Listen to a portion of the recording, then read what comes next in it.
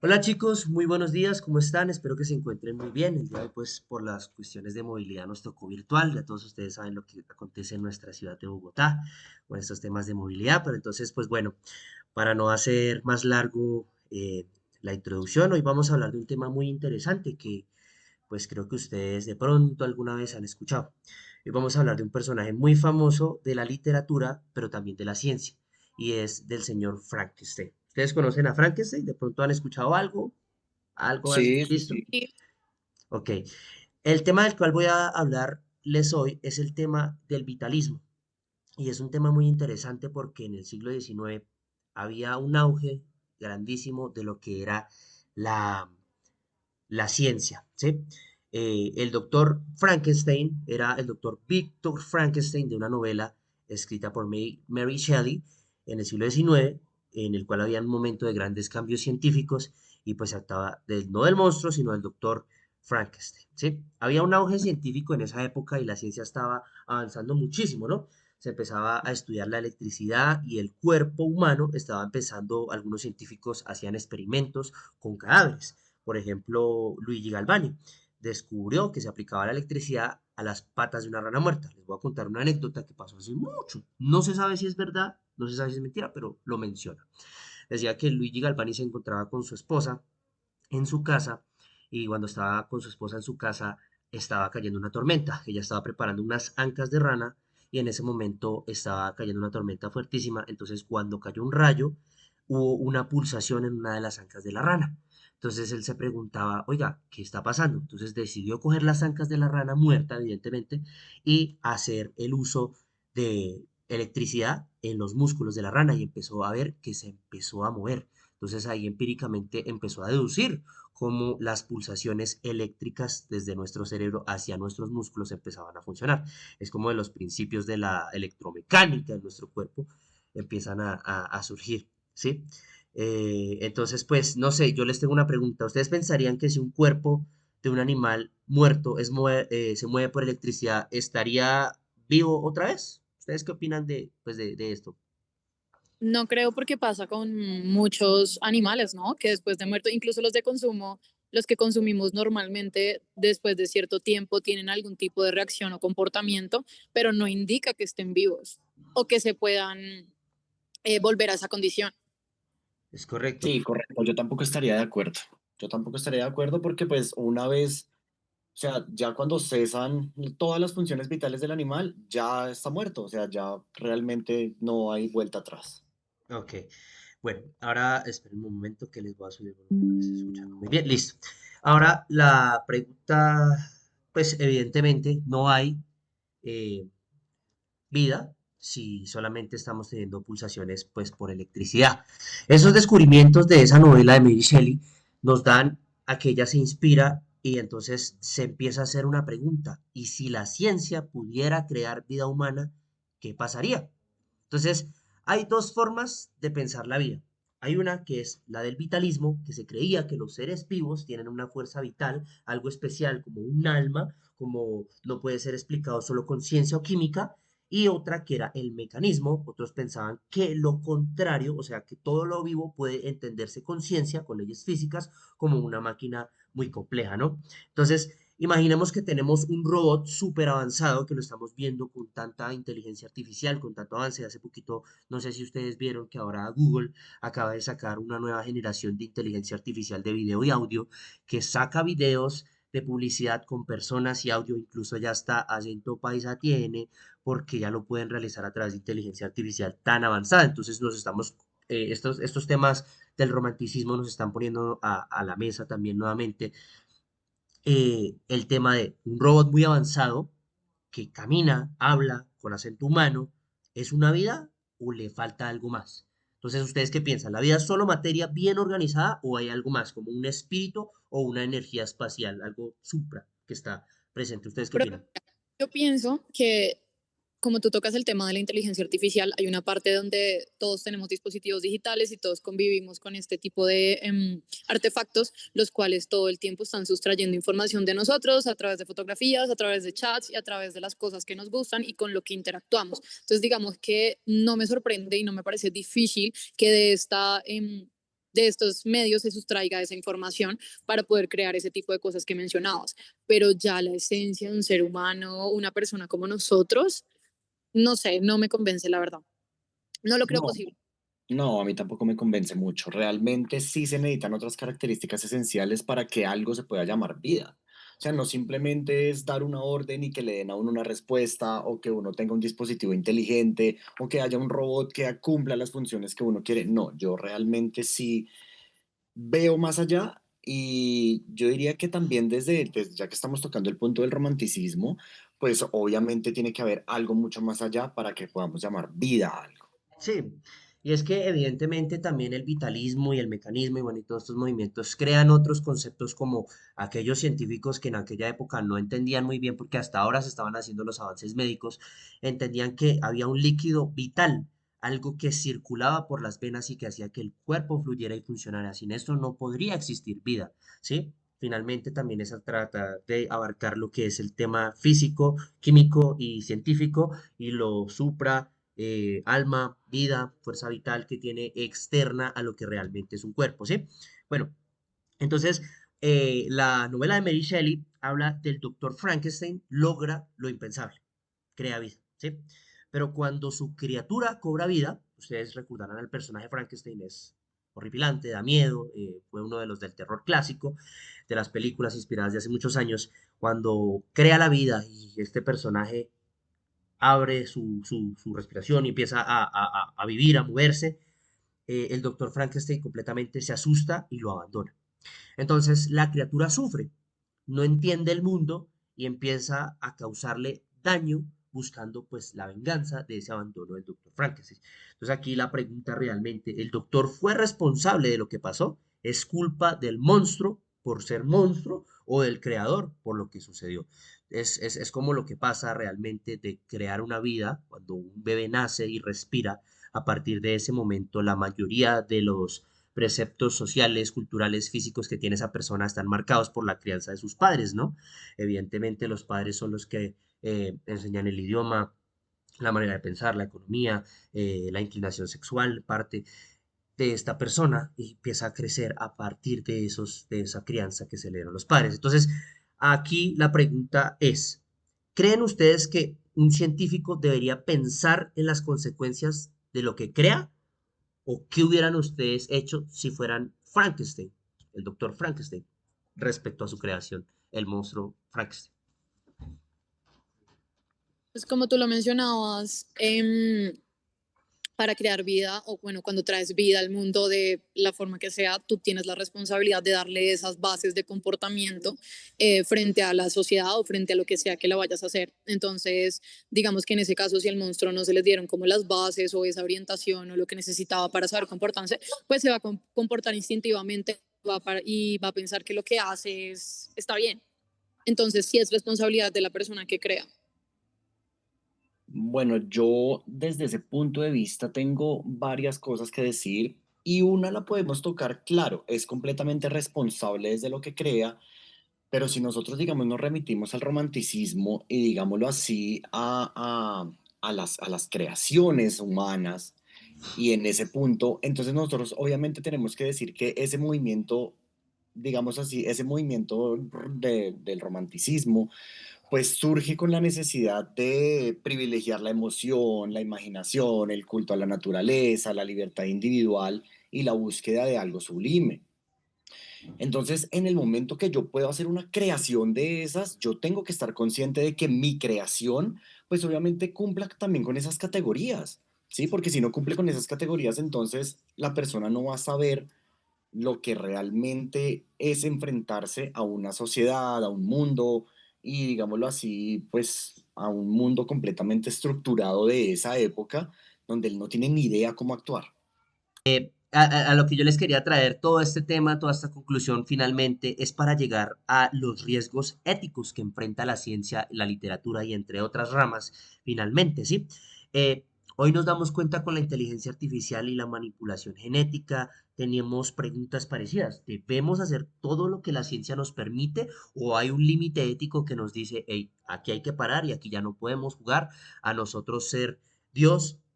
y crear realmente alguna situación actual donde la ciencia haya ido demasiado lejos y creamos que valga la pena avanzar o decir paremos en este punto y no sigamos avanzando porque ya nos estamos perdiendo en terrenos que no corresponden a la humanidad como tal. Bueno, ya para cerrar el tema que les tenía preparado para hoy, tengo una pequeña frase que la tengo aquí y dice, Frankenstein no es solo una historia de terror, es una advertencia cuando el ser humano juega a ser Dios.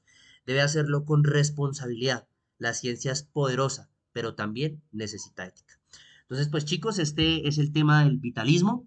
Tengo entendido que yo a ustedes les había asignado la clase pasada unas exposiciones, entonces aquí según la lista que tengo, seguiría el doctor Javier Díaz. Entonces, Javi, cuéntanos cómo te fue con tu desarrollo de tema.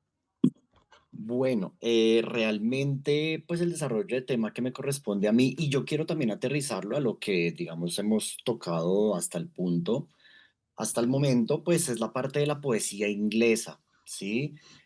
Hay dos representantes muy importantes en esa poesía inglesa, que es Lord Byron y Percy Shelley, ¿sí? Y nos toca que en el punto, desde que surge ese romanticismo que florece a finales del siglo XVIII y principios del XIX, y ese movimiento surge como una reacción en contra del racionalismo y de la ilustración y de las estrictas normas clásicas que nosotros pues ya habíamos tocado en clases anteriores y en temas anteriores, ¿sí?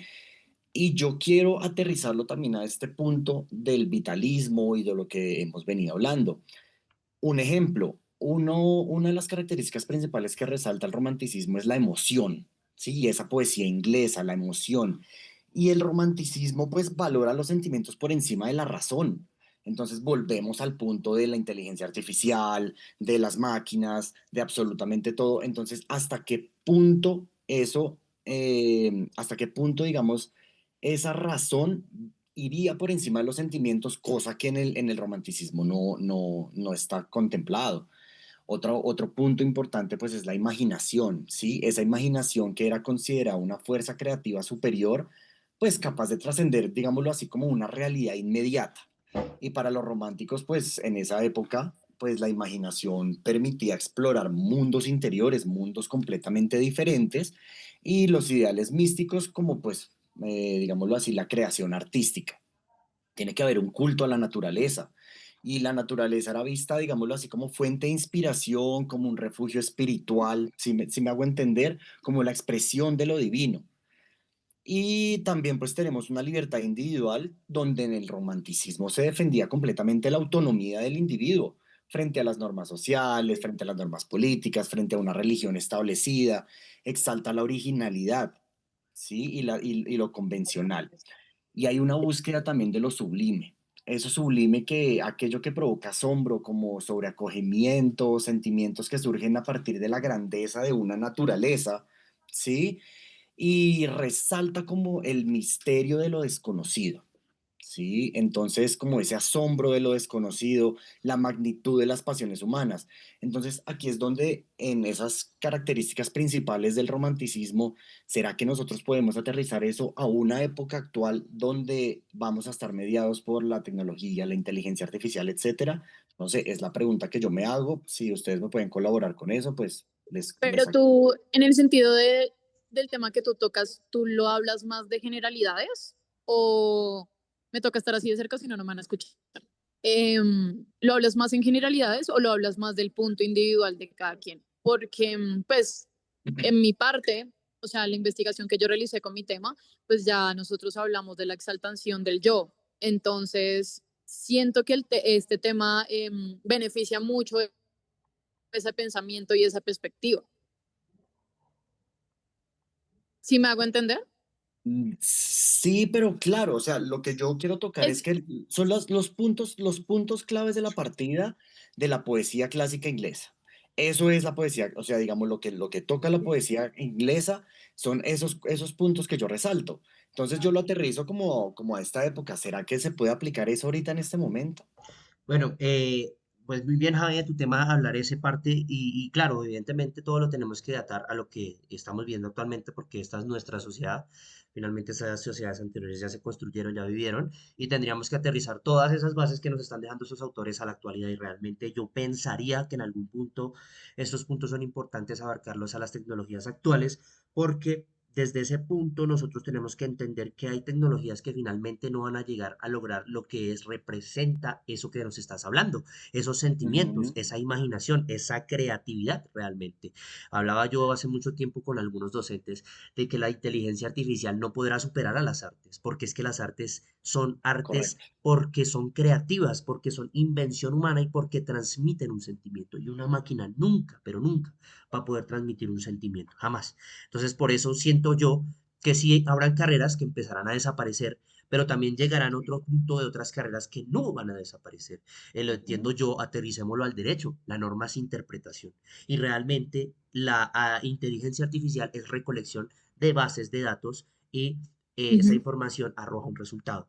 Y el ujú. derecho es interpretación. ¿Sí? Tenemos que ver diferentes aspectos culturales, sociales, políticos, actuales que como nosotros seres humanos podemos vivir. Y una inteligencia artificial evidentemente no los podrá vivir. Por eso yo digo que el Claro, derecho y el arte no van a ser reemplazados por inteligencias Pero artificiales. sin embargo, sí nos damos cuenta que hay muchos trabajos o muchas empresas que se ligan directamente a la inteligencia artificial para evitar tener una mano de obra directa y crear otro tipo de cosas como diseños, em, textos, ilustraciones y ese tipo de cosas que ahorita vemos y que cualquier persona lo puede hacer. sí, estoy completamente de acuerdo. En lo que, sí, yo, o sea, yo no estoy diciendo que la inteligencia artificial no sea, digamos, algo, es una herramienta muy útil en este tiempo, claro, pero estoy de acuerdo con el profe en el sentido de que no va a poder reemplazar muchas cosas. Y es lo que, digamos, ahorita todo el mundo está como cayendo en pánico con eso. Y retomo otra vez el punto del romanticismo, ¿sí? De ese movimiento dónde queda la emoción, dónde queda la imaginación, dónde queda ese culto a la naturaleza, esa libertad individual, esa búsqueda de lo sublime, cuando ya completamente tenemos unos movimientos automatizados y que esto lo haga y ya yo me desentiendo de absolutamente todo. Es correcto, y ahí hay que hablar también de que es el miedo, ¿no? Socialmente se empieza a generar un miedo por estas nuevas Ujú, tecnologías. Pasó mucho tiempo atrás cuando los teléfonos pasaron de ser teléfonos sencillos a pasar teléfonos completamente renovados, con cámaras avanzadísimas, tecnologías como pantallas táctiles, y al inicio muchas personas de pronto rechazan o no quieren unirse a eso. Pero yo siento más que esto nos sirve a nosotros para entender que hay que acoplarnos a estas herramientas, aprender a vivir con ellas y tener unos límites establecidos éticos para poder lograr una sociedad donde no las herramientas artificiales se conviertan en algo que nos afecte a los humanos, sino una herramienta que nos beneficie para poder avanzar hacia futuras generaciones. Bueno, y ahora vamos sí, a darle paso a Daniela. No sé si Javi tengas algo más que mencionar de acuerdo al no, tema. por el momento no. Eso. Bueno, Entonces, me toca hablarles así, entonces si de pronto ven la cámara muy cerca es porque estoy en un centro comercial y pues el compromiso de grabar me trajo hasta aquí. Entonces, chicos, bueno, a mí me tocó el romanticismo y la verdad es que me parece, pues, digamos que ahorita lo tocaba con el tema de Javi, porque el romanticismo busca la exaltación del individuo, sus emociones, pasiones y la imaginación. Entonces, digamos que también habla mucho de la subjetividad, en donde el arte, pues, se vuelve expresión personal. Digamos que habla también de lo interior, de lo interior, de lo irracional. Entonces, se enfoca mucho en que la naturaleza es como el espejo del alma, que se idealiza o dramatiza para reflejar estados anímicos. También busca la exaltación de las raíces, de lo nuestro, de lo propio, de las tradiciones, de las leyendas, de los que nos caracteriza propiamente a todos, el interés por lo exótico y lo medieval. Entonces también como que se encuentra en una fascinación, digamos que despierta como una fascinación por lugares lejanos, por épocas pasadas, por misterios que no se resolvieron, o por situaciones que no tuvieron como una conclusión como tal, entonces nos evoca también la parte melancólica, la evasión, como esa presencia de la nostalgia, de lo que ya pasó. Entonces también hablo de que es un individuo muy enfocado en sí mismo, en la soledad, y pues también como en ese deseo de escaparse del mundo real. Entonces no me parece muy ajeno a lo que vivimos actualmente, a lo que somos actualmente como personas. Yo me siento muy identificada, ¿sabes? Porque hay momentos en los cuales yo quiero estar como en mi mundo, en lo que me gusta, explotar esas cosas que me hacen sentir creativa, valiosa. Entonces me siento muy identificada pues con este movimiento precisamente por eso, porque en sus características generales y en lo que describe va muy ligado a lo que yo soy. No sé si les pasa lo mismo. Sí, miren que hay algo muy curioso y yo hacía como también como esa analogía de traer como ese contexto siglo XVIII, siglo XIX, que uno dice, eso fue hace un montón de tiempo, las ideas obviamente han cambiado, pero vean que no ha cambiado tanto. Y yo hacía como esa analogía de decir, hay dos representantes de la poesía inglesa, del romanticismo, que uno es Byron, que les mencioné antes, y Shelley. Y vean que Byron llega como a una conclusión dentro de sus escritos y dentro de sus cosas en decir que él es el romántico, digámoslo así, desencantado, que vive en un conflicto interno con su rebeldía, con su escepticismo, es un profundo pesimista y hace una crítica gigante a lo que es la condición humana de esa época y pues aterrizándolo ahorita también en esta, también hay que hacer una crítica humana de lo que está pasando ahorita. Y con Shelley también pasa exactamente lo mismo, pero en una contraposición de decir que él, a todo lo contrario, él es el soñador, el idealista, el que a través de la poesía propone transformar el mundo, de la libertad, la razón, el poder, el espíritu, y que podemos llegar a ser un orden superior. Entonces, traer eso a colación en este momento, pues me parece completamente importante y muy buena la analogía. Bueno, y me pareció muy buenas sus intervenciones. Creo que abarcaron muy bien los temas. Hablamos mucho acerca de lo que a cada uno le corresponde y lo traímos a colación a la generación actual. Y pues en la reflexión a la que yo quería llegar era realmente eso, no perder la ética y ese romanticismo, esa emoción por lo subjetivo, por la imaginación y por la naturaleza. Bueno, Ujú. chicos, gracias. De verdad, creo que los temas quedaron muy bien Profe, gracias desarrollados. por esta actividad, me encantó. De nada, bueno, entonces nos veremos en una próxima sesión. Espero que estén muy bien y que tengan un feliz fin de semana. Gracias por todo. Igualmente.